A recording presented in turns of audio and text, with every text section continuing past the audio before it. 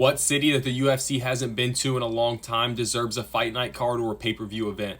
With the UFC announcing their next fight night card in November to be at Qatar, another Middle East destination for the UFC, there's a lot of cities around the world that I feel deserve a fight night card or even a pay-per-view card a lot more than a Middle Eastern country like Qatar.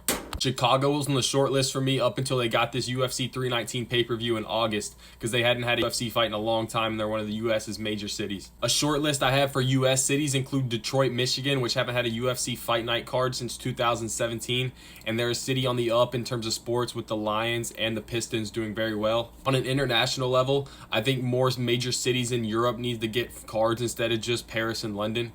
Places like Stockholm hasn't had one since 2019.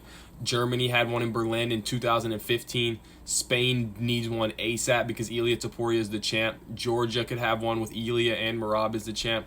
And you go places like Africa. PFL beat the UFC to Africa, which is very surprising to me.